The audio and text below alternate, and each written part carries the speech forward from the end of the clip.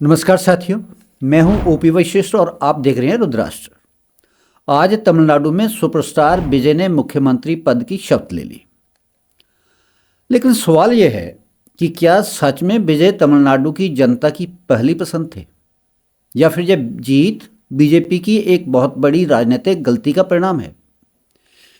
क्योंकि जिस राजनीतिक जमीन पर आज विजय खड़े हैं, उस जमीन को तैयार किसी और ने किया था, और उस सियासी योद्धा का नाम है के अन्नामलाई, एक पूर्व आईपीएस ऑफिसर जिसने पहली बार तमिलनाडु में डीएमके और पूरे द्रविड़ मॉडल को खुली चुनौती दी। लेकिन फिर अचानक एक दिन दिल्ली में बैठे बड़े नेताओं ने राजनीति में आगे बढ़ते इस चेहरे को साइडलाइन कर दिया। फिर उसके बाद जो हुआ, उसने तमिलनाडु की राजनीति लंबे समय के लिए बदल दी। तमिलनाडु सिर्फ एक राज्य नहीं है। बीजेपी के लिए तमिलनाडु दशकों से एक अभेद्य किला बना हुआ है, पश्चिम बंगाल की तरह। 1967 के बाद से यहाँ की राजनीति पूरी तरह द्रविड़ पार्टियों के कब्जे में रही।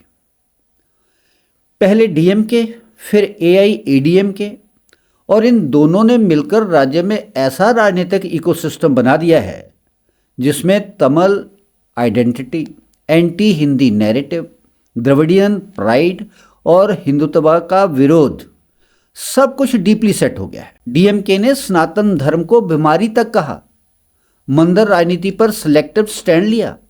लेकिन बीजेपी के पास ऐसा कोई लोकल फेस नहीं था जो खुलकर इन सब मुद्दों का जवाब दे सके। बेशक राष्ट्रीय स्तर पर बीजेपी पावरफुल है, लेकिन तमिलनाडु में सिर्फ 2 से 3% वोट शेयर वाली पार्टी बनकर रह गई है। 2011 में 2.2% वोट, 2016 में 2.8% वोट, और 2021 में भी लगभग वही स्थिति। लोगों को लगने लगा था कि तमिलनाडु बीजेपी के लिए पॉलिटिकली इम्पॉसिबल स्टेट बन गया है, और तभी एंट्री हुई एक तेज तरार आईपीएस ऑफिसर की, यानी के अन्नामलाई की एंट्री।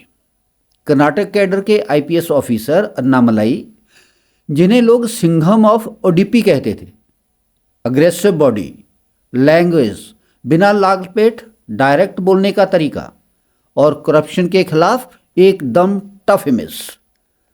2020 में उन्होंने आईपीएस छोड़ दी और बीजेपी ज्वाइन कर ली। सिर्फ 1 साल बाद उन्हें तमिलनाडु बीजेपी का अध्यक्ष बना दिया गया, और यहीं से पूरा खेल बदलना शुरू हुआ। पहले बीजेपी तमिलनाडु में डिफेंसिव पॉलिटिक्स करती थी। डीएमके हमला करती और बीजेपी सफाई देती थी।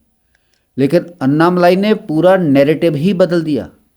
उन्होंने खुलकर डायनेस्टी पॉलिटिक्स, उदयनिधि स्टालिन और टस्मैक यानी Tamil Nadu state marketing corporation limited scam, sand mining, corruption, temple politics और illegal conversion of Hindu identity पर अटैक करना शुरू कर दिया।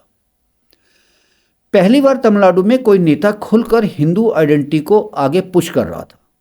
जब उदयनिधि स्टालिन ने सनातन धर्म को डेंगू और मलेरिया कहा, तो अन्नामलाई ने उसे नेशनल इशू बना दिया, और यहीं से तमिलनाडु में बीजेपी का कैडर पहली बार ऊर्जा से भरपूर दिखने लगा। बीजेपी पहली बार ग्राउंड पार्टी बनती दिखी। पहले तमिलनाडु में बीजेपी सिर्फ सोशल मीडिया तक सीमित मानी जाती थी, लेकिन अन्नामलाई की रैलीज में लाखों की भीड़ आने लगी।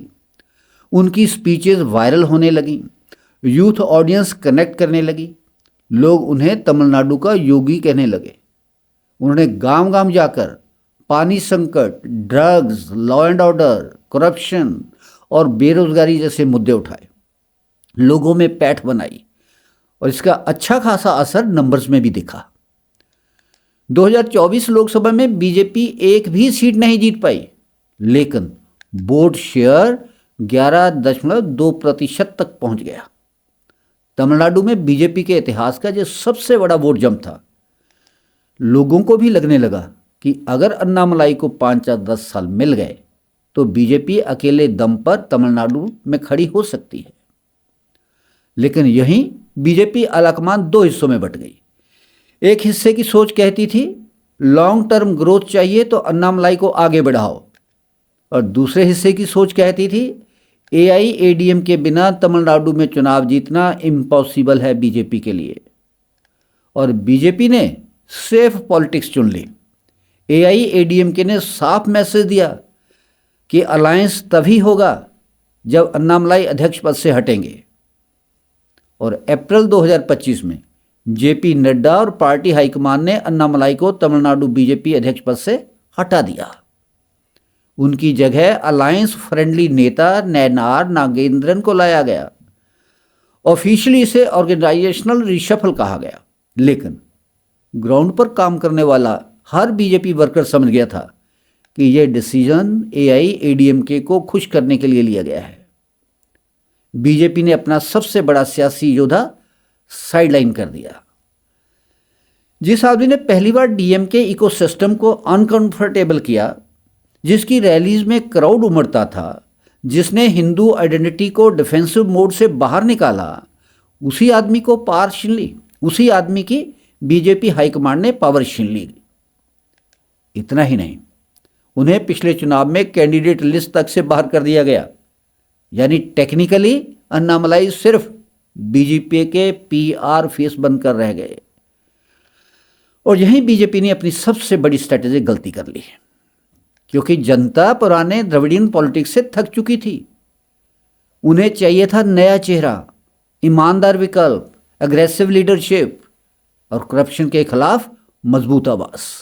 जो उम्मीद अन्नामलाई ने जगाई थी, वही वैक्यूम अब फिर खाली हो चुका था। और इस वैक्यूम में एंट्री हुई विजय की।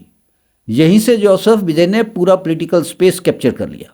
याद रखिए, विजय तमिलनाडु की राजनीति में अचानक पैदा नहीं हुए।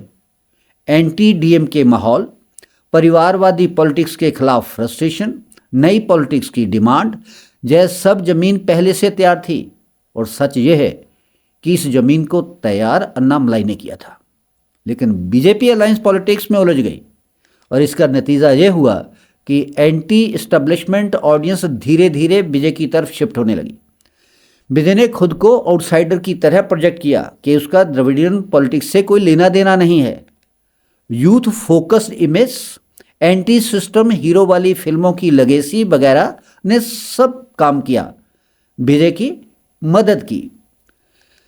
लेकिन इस सारी पॉलिटिकल डेवलपमेंट में आयरनी देखिए, जो जनता पुरानी द्रविडियन पॉलिटिक्स से परेशान थी, उससे छुटकारा चाहती थी। जोसेफ विजय ने मुख्यमंत्री बनने के लिए उन्हीं द्रविडियन सहयोगियों जैसे कांग्रेस, लेफ्ट, VCK, IUM जैसी पुरानी राजनीतिक ताकतों के साथ हाथ मिला लिया, जिन्हें जनता वर्षों से रिजेक्ट करती आ रही थी और अब उनसे छुटकारा पाना चाहती थी। अब सबसे बड़े सवाल पर आते हैं, विजय की खुद की आइडियोलॉजी क्या है? जो व्यक्ति अपने माता पिता को ही कोर्ट में घसीट चुका हो, जो अपने ही परिवार के साथ विवादों में रहा हो, धर्मपत्नी के साथ तलाक केस में उलझा हो, जिसकी निजी जिंदगी लगातार कोर्ट केसेस में घिरी हो, वह तमिलनाडु को कौन सी नई विचारधारा देगा? क्या सिर्फ एंटी DMK भावनाओं पर सवार होकर कोई सस्टेनेबल पॉलिटिक्स की जा सकती है तमिलनाडु में? या फिर तमिलनाडु को फिर एक और पर्सनालिटी कल्ट मिल गया और प्रदेश एक बार फिर लंबे समय तक उसकी परिक्रमा करता रहेगा? आज जोसेफ विजय संवैधानिक तौर पर मुख्यमंत्री बन चुके हैं, लेकिन सोचिए, तमिलनाडु का असली पॉलिटिकल शिफ्ट किसने शुरू किया था? विजय ने किया था या अन्नामलाई ने? क्योंकि सियासी दंगल का अखाड़ा तैयार अन्नामलाई ने किया। DMK नैरेटिव को चैलेंज अन्नामलाई ने किया। तमिलनाडु में हिंदू आइडेंटिटी को मुख्य मुद्दा अन्नामलाई ने बनाया। लेकिन जब जीत के सबसे करीब पहुंचने का समय आया, तभी बीजेपी ने अपने सबसे आक्रामक योद्धा को युद्ध के मैदान से पीछे खींच लिया। तमिलनाडु में बीजेपी की सबसे बड़ी पॉलिटिकल ब्लंडर साबित हुई। आप क्या सोचते हैं? क्या बीजेपी ने शॉर्ट टर्म अलायंस पॉलिटिक्स के लिए अपने लॉन्ग टर्म भविष्य को सैक्रिफाइस कर दिया? क्या अन्नामलाई को हटाना बीजेपी की सबसे बड़ी गलती थी? और क्या जोसेफ विजय सच में द्रविडियन राजनीति का सही नया विकल्प है, या सिर्फ पुराने सिस्टम का नया चेहरा है? कमेंट करके जरूर बताइए। वीडियो पसंद आए तो लाइक करें, शेयर करें और राष्ट्रवादी विश्लेषण के लिए सब्सक्राइब करें रुद्राष्ट्र। जय हिंद, जय भारत।